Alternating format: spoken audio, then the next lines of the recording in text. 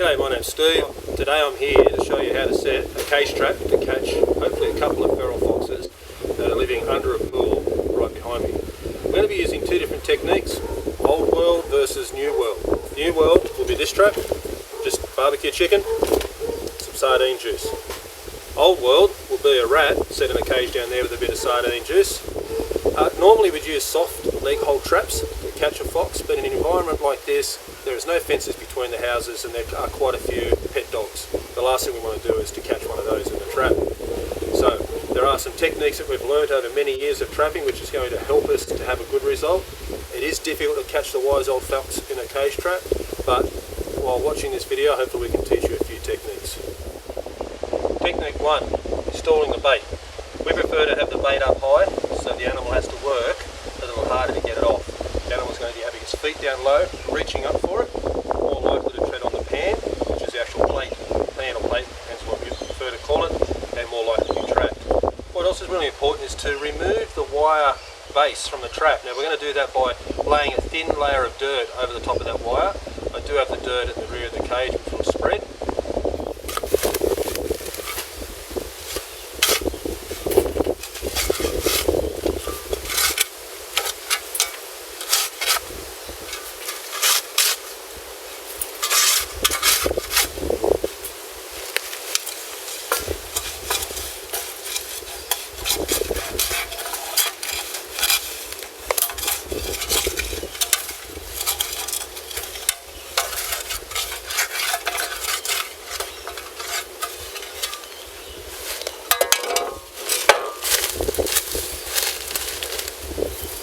Now the locking mechanisms need to be exposed, otherwise the trap won't lock when it goes off and the fox will back out of there as quick as he went in.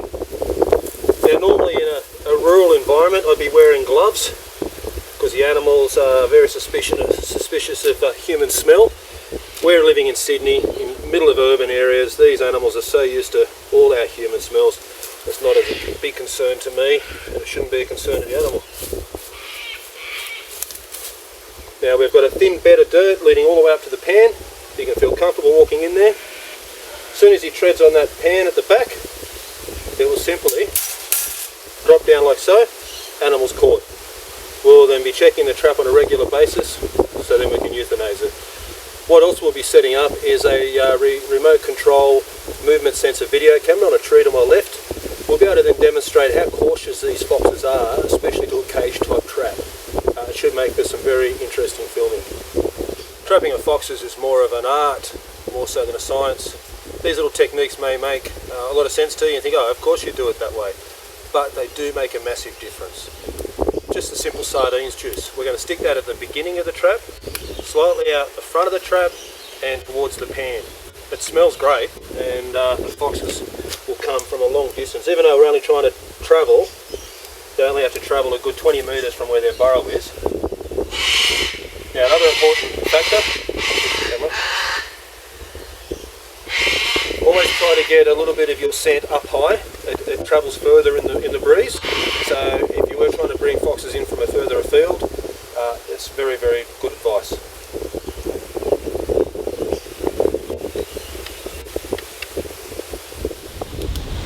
Right, now we're at the second cage. We're going to be using the old Rattus. Foxes have been eating this, I guess, for the last couple of million years. Yeah. Now it's going to be set in the back of that cage.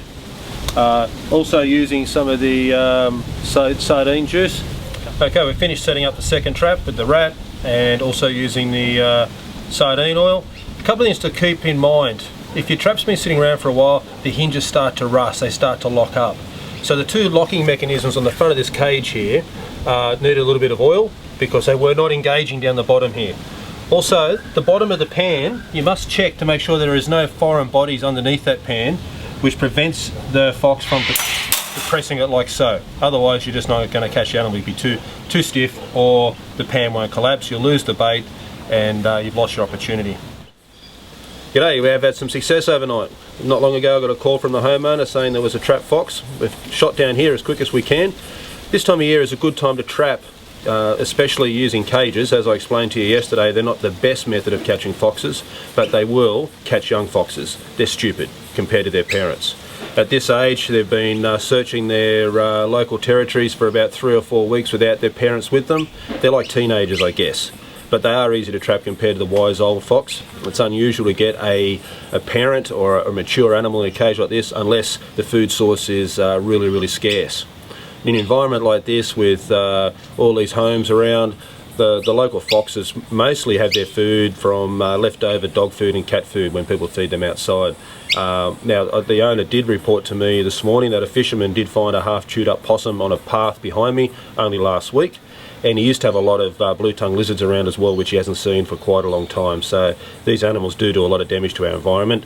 It's good to get another one out of it. Now it has come time to euthanize the animal. We're using a .22 long rifle with subsonics and a silencer. We are in an urban area.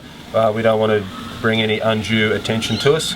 We try to shoot the fox in the back of the head, make it as humane as possible and the quickest death. It will be dead in an instant. Thanks for watching. I hope you've learned a little bit about fox trapping in urban areas using cage traps. And my name's Steve Cope. Thanks for watching.